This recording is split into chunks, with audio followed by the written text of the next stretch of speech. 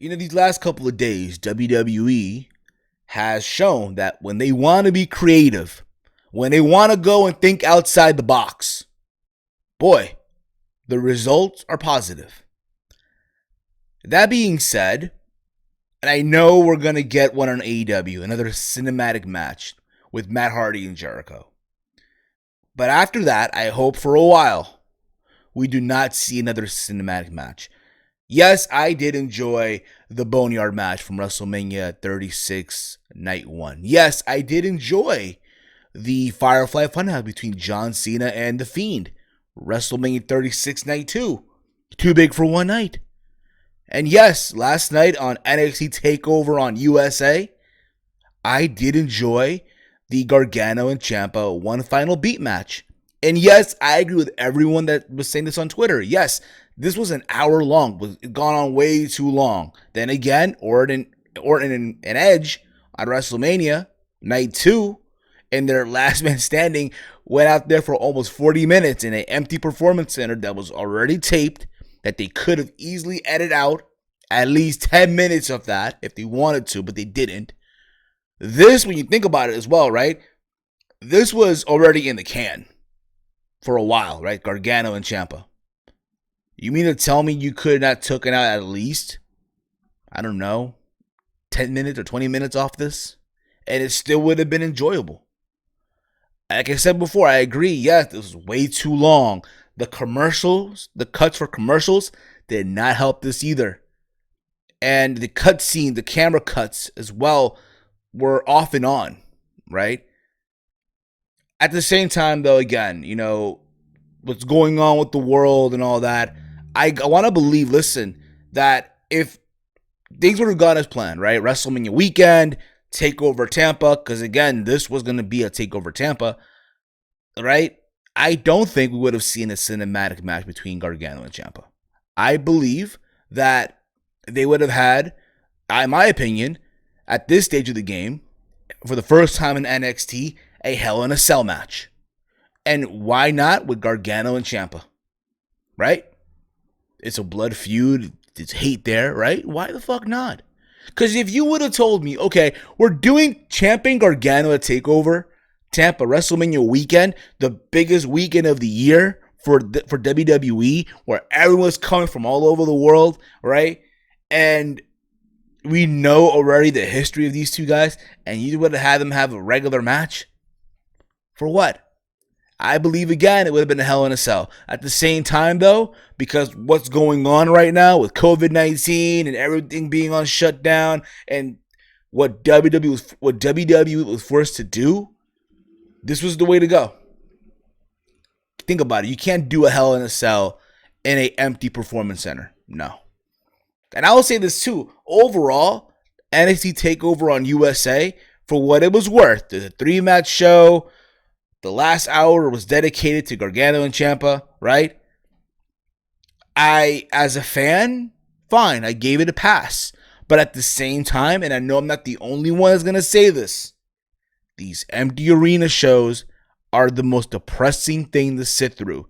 Not just with NXT and AEW Dynamite, even though, again, they're putting in effort. Don't get me the fuck wrong. I can appreciate it, right, as a fan, but at the same time, on the other side of the coin, to sit here at home watching professional wrestling, right, and being presented in an empty venue, I'm not accustomed to that anymore. I can't. It's so depressing.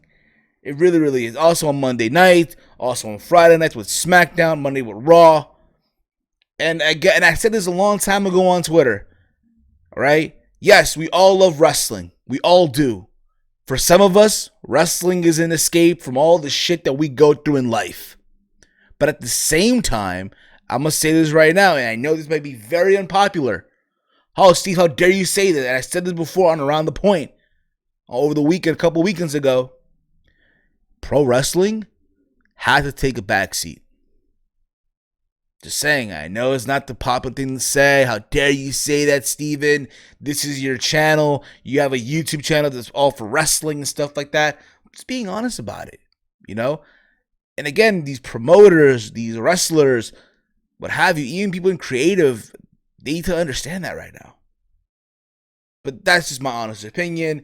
Again, you guys are here to hear me talk about the show from last night. And I will also do a Dynamite review later on today, maybe even tomorrow, depending how I feel really. But there will be a Dynamite review.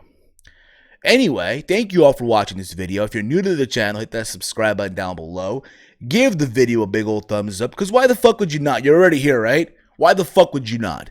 Give the video a big old thumbs up. Share it through social media, Twitter, what have you. Because again, why the fuck not? Follow me on Twitter at HeelSteven, because again, why the fuck not? Alright? So, like I said before, this would have been WrestleMania weekend. This would have been TakeOver Ciampa. Again, we would have seen Gargano and Ciampa, I believe, in Hell in a Cell.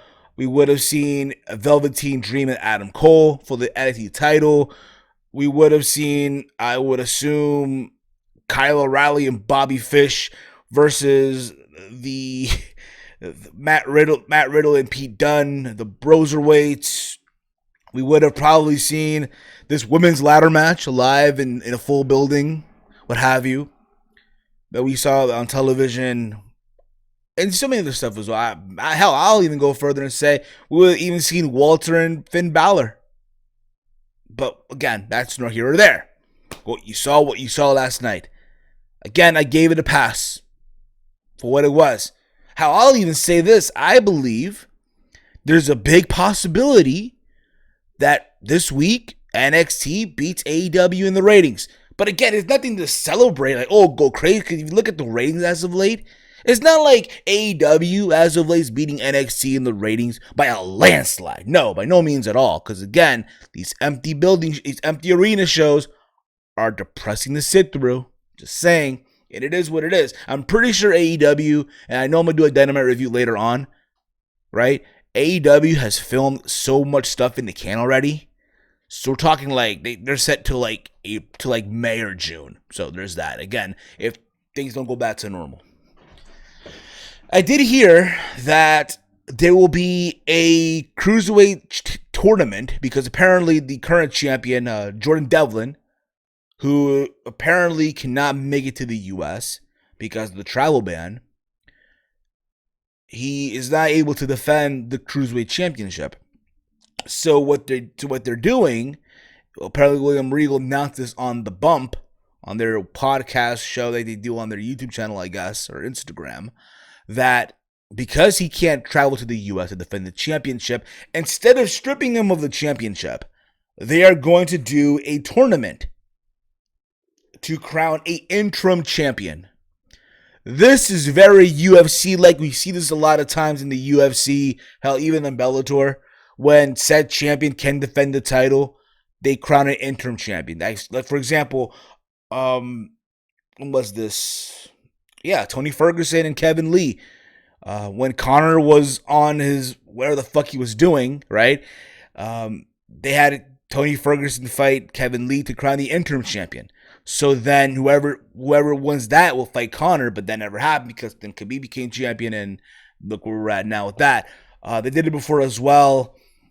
Even further. It was supposed to be Nick Diaz and GSP, and GSP got hurt, allegedly, depending who you talk to, and they put Carlos Condit in there, and Condit beat Nick Diaz, and he waited to fight GSP and all that stuff. So we've seen this before. If you ever watched MMA, it's happened before. At the same time, they could have easily just picked two guys that had most wins, if you will, and have that. But instead of doing a tournament, likely it'll be guys from the NXT roster that are here in the U.S. and part of 205 Live. So that's fine. Jordan Devlin did do a promo also saying that when whoever wins this whole thing, he's going to go after them. So there's that. At the same time, listen, it's something for guys to do that are not doing anything. If you're on 205 Live, if you're on NXT, what have you. So it is what it is, okay?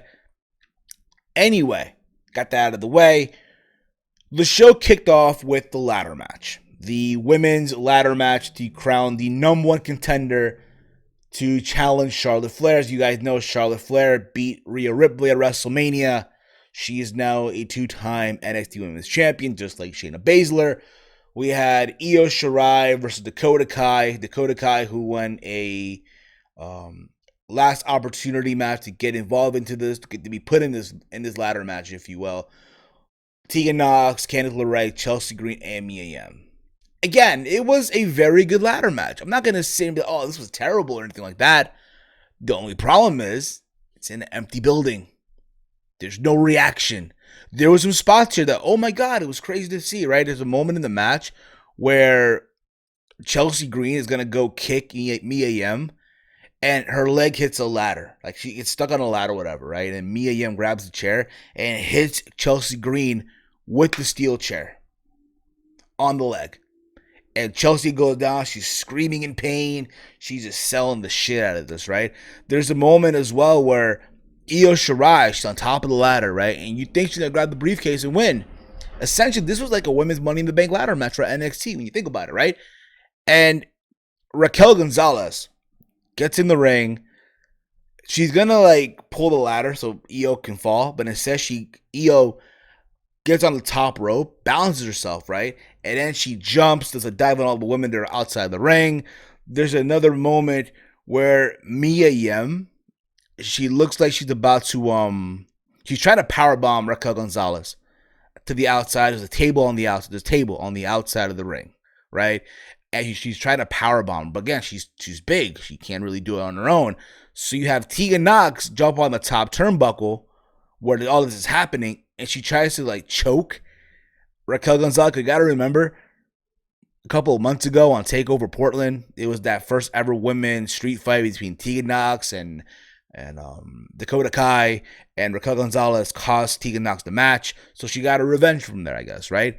So she helped Mia Yim put Raquel Gonzalez onto the table, and there was that, a good visual, if you will. And then at the same time, there was a ladder bridge from the barricade to the apron, right? And Dakota Kai kicks Tegan onto the ladder, and the ladder breaks. The ending of it is crazy because it's literally Candice LeRae and Mia Yim. They have a history. My bad. It's Candice LeRae and Io Shirai. They have a history, right?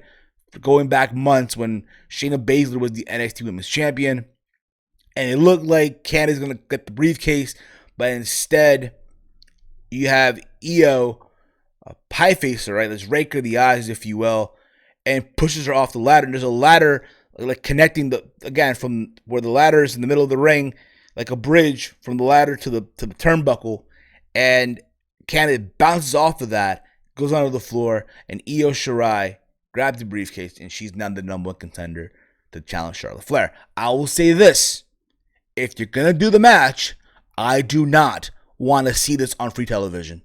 No. Charlotte Flair and Io Shirai is a match that you save for TakeOver. I hope this is just a Money in the Bank briefcase for the women, and she has the opportunity, that being Io, to cash in on whenever she chooses. Hopefully they don't blow it on free television, because I understand, hey, you want to get the ratings up, all you want, but this is a match that you save for a TakeOver. In a perfect scenario, I would wait for TakeOver SummerSlam weekend in Boston. Again, if the world's back to normal again by then, right? I would do Charlotte Flair defending that championship versus Io Shirai, TakeOver Boston, SummerSlam weekend, TD Garden. Why the fuck not? Just not on free television. No. To my understanding as well, Charlotte Flair will be doing both NXT and Monday Night Raw. So again, at the same time, you have exposure of that championship on Monday Night Raw, right? Hey, she also wrestles over here, so let's watch Charlotte Flair defend the title also on this show. I guess we'll see what happens though. Granted, it's been shown before that Charlotte Flair wrestled on NXT against Bianca Belair, and even that, she still lost in the ranks to AEW. So there's that as well. Okay. After this, we had footage from Finn Balor and Alexander Wolf. They had a match at NXT UK. But again, that had interference from all the members of Imperium.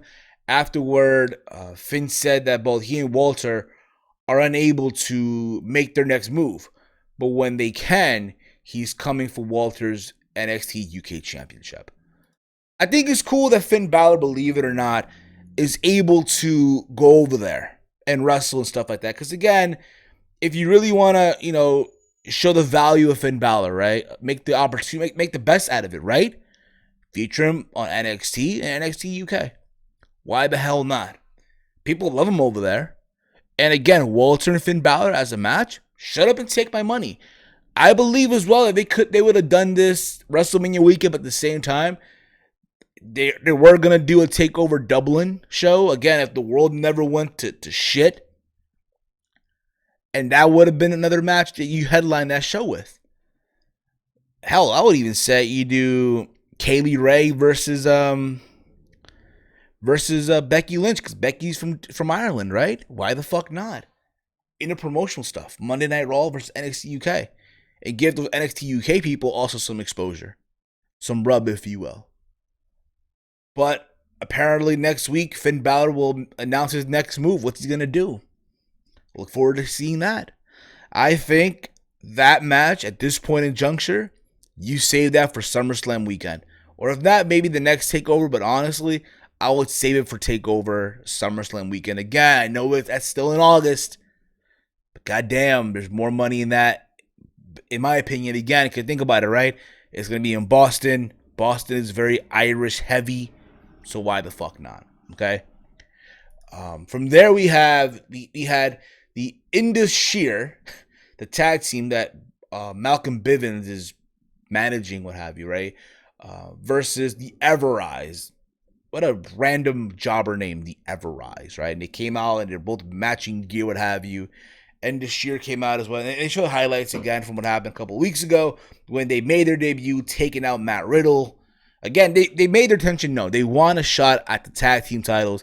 They want to make an impact in that tag team division because, goddamn, it really does need a facelift, if you will. And these two big guys, right? They're like over 6 feet tall or 7 feet tall, what have you, right? It looked like two guys that could have been bouncing or being managing Jinder Mahal a couple years ago. But anyway, they had a match, the Indus Sheer and the Everrise. It was a squash match, a typical squash match. Where they won, the Indus Sheer won, right? They won with the old demolition decapitation move. So there's that, if you will. We had an Adam Cole promo where he talked about Velveteen Dream because Velveteen Dream last week beat Bobby Fish. How lightning can't strike twice. He will never get a shot at the championship. How Velveteen Dream is a pretender. Adam Cole is the real deal. And he is going to just beat Velveteen Dream if Velveteen Dream gets in his way. Again, a match I was looking forward to. Again, if things never went to craziness, if you will. But I do believe, again, it's a match that's going to happen. Even if it's an empty, even if it's an empty full arena, what have you. It is what it is. From there, we got highlights from the NXT Women's Championship match from WrestleMania of Charlotte Flair and Rhea Ripley, where, of course, Rhea Ripley lost. There was rumors going around that the reason why she lost because her work visa was expiring and she had to go back to Australia or New Zealand. Yes, Australia. But apparently, she's still in the U.S. So there's that. I mean, at the same time, though, again, you could do a rematch of Rhea Ripley and Charlotte Flair. I want to see that first before they do Io Shirai and Charlotte Flair. You got to give Charlotte something to do before that match even happens, in my opinion. So there's that. But they show like a backstage interview where apparently you see Rhea just sad. She's depressed that she lost. She tapped out to the figure eight. She's not what she expected from Charlotte Flair. Charlotte was not what she expected at WrestleMania. And then you see a promo of Charlotte Flair talking about her beating Rhea Ripley, how she's been a former Raw Women's Champion, SmackDown Women's Champion. She retired the Divas title. She's beaten them all, right? Becky, Sasha, Bayley, Natty. The list goes on, right? All the people that she's beaten. And now she's a 2-time NXT Women's Champion. And then she went to say that, Rhea Ripley, she's all right. But all of them eventually bowed down to the Queen, including Asuka and stuff like that. So there's that. Again, let's see where this goes. I'm looking forward to it. But at the same time, again, like I said, I'm going to keep on saying this. I know it's repetitive. You do Charlotte Flair and Io Shirai at a takeover. You do not do this shit on free television. Sorry, not sorry. We then get the big one final beat match. Johnny Gargano and Tommaso Ciampa. So, this was done in an empty building, right? And you see Gargano getting dropped off by his wife. That's cool. That's funny, I guess, right? Being dropped off by his wife. He's about to walk in, and Candace hands him a bag. Till we find out later what was in this said bag. I'll get back to that later on in this review. He's in the ring, and Ciampa is in there too. But also, Triple H is sitting there. He's like, listen, here's the ring. I'm going to leave. When I leave, this begins. And when it's over with, right? Drake Younger, or Drake, if you will, right, is the referee. I know him as Drake Younger. I'm just calling him that for just the sake of the video. He's there to just do the count, to officiate the match. But once this is done, it's over with, right? It ends in that building. It ends there. Keep that in mind, okay? So Triple H throws the chair into the ring, and he leaves, right? And they go at it. And this was physical as shit. They were literally beating each other literally all over this building, right? They were just going at it, just back and forth. There's a moment in this match, I shit you not, and this was like the crazy part about it, right? So, Ciampa has Gargano on the top turnbuckle, and he goes for an air raid crash. And usually he does this in the ring or on a table. He did it a couple weeks ago at Full Sail before, again, everything was an empty building, if you will. Off a small balcony onto the announcer's table and got a big reaction. He did this to the outside of the ring on the pad. On, you know, if you will, right? On the pad. And you hear like a splat, which was sick to see. But at the same time, all this was going on, this match is back and forth, right? You see them working you see Ciampa bringing out a crutch. He's working on Gargano, then Gargano working on the crutch as well on Ciampa, working on the leg. And then they go to the outside. And they're wrestling on top of this the trailer that they brought for the Performance Center, where they brought the ring in, right? They were fighting on top of the trailer. You see the referee also on top of the trailer with them as well to see what the fuck's gonna happen. And he's begging these guys to stop. This is not worth it. You know, please, you guys know each other for years, this and that. I literally thought we're gonna see a spot where the referee falls from the top of the trailer. I was literally thinking that, right? And again, it got all these camera visuals, if you will, what have you. And again, I appreciate all of this. But at the same time, what kind of killed it for me, these commercial breaks in between. These really, like, bro, what the fuck, man? What the fuck?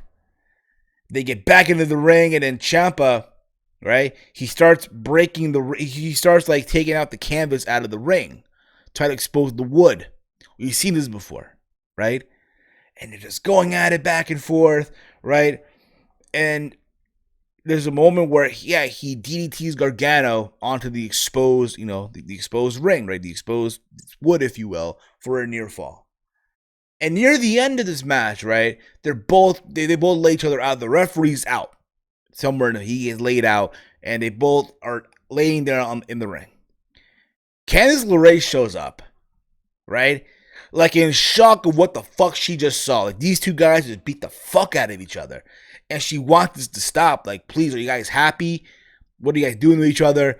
She tells Ciampa that, she hates her husband. Is he happy now? And he wants Ciampa to finish him off. And Ciampa's looking at her like, what the fuck is going on right now? To which Candice LeRae goes and says, you know what? You won't finish it, I'll do it. And she low blows Johnny Gargano. And she leaves. And Ciampa just like, he doesn't believe what's going on. He doesn't believe what's happening. He's in shock. I think like all of us would be, right? Think about it. Your wife low blows you. She tells another man that, the love of your life tells another man that, she hates you and shit like that. The fuck? And Gargano is in disbelief. So he tries to console Gargano. Console him. Keep this in mind. These guys were beating the fuck out of each other for almost an hour. hey man, it's gonna be okay. I'm sorry. Let's get out of here, what have you. And then you see Gargano say, I'm sorry too. And then Candice LeRae shows up again and low blows Tommaso Ciampa. You see Gargano smiling. Now remember what I said earlier. The bag that Candice LeRae gave Gargano before he went into the building. The empty building, that is, right, where the ring was and shit. Turns out Gargano is the smartest guy in wrestling. He's learned from everyone that's been low blood in the past, especially Brock Lesnar. Johnny Gargano was sporting a cup. He was sporting a fucking cup. He's learned. Holy shit. The smartest guy in wrestling. So Candice LeRae gave him a fucking cup. And then he goes and hits him with the angel's wing. That's why I know it as, right? For the 1, 2, 3 onto the exposed wood. And Gargano wins. Johnny Gargano, the rebel heart, gets the final laugh. Has the last laugh here, right? And he's celebrating with Candice LeRae. And they're walking. They're leaving the vent. They're leaving the empty building. Gargano's like, oh, I'm more than good. I'm great. I'm better now and shit.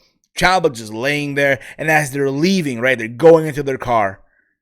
You see in the parking lot, just sitting there, just parked in his car, Killer Kross with Scarlet Bordeaux. They didn't even mention it. They didn't even mention on commentary. They weren't even commentary.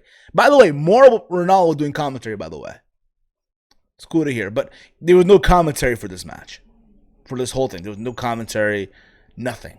Right? But you see Killer Kross. He's literally there. Sitting in a car. Waiting, I guess, right? And you see, and it ends with Gargano and Candice LeRae driving off to the wind. And that's how it ended. Again, yes, it was long as hell, over an hour long. And again, like I said before, when WWE wants to be creative, they will be creative with stuff. They really will. My question now is, what do you do with Gargano? What's next? Right? Because the last thing I want to see now is another match down. I don't. I really. It's it. It's over with. I hope they keep their word. Killer Kross, though, maybe next week on NXT, they go back to that spot and Kross comes out of his car with Scarlett and they attack Tommaso Ciampa. Maybe, just maybe. We'll see. I ain't going to lie to you guys. A part of me thought that Killer Kross was going to attack Triple H. But it is what it is. Anyway, guys, this has been your NXT TakeOver on USA Review. If you enjoyed the show, let me know your thoughts in the comments below. If not, let me know on Twitter. Follow me on Twitter at HeelSteven. I will be doing a Dynamite review also. So keep that in mind as well. So make sure you're subbed to the channel. Hit the bell icon. Be notified when this when this piece of shit goes live, the uploads and stuff like that, all right? And that being said, y'all, hate, comment, and subscribe. This has been Around the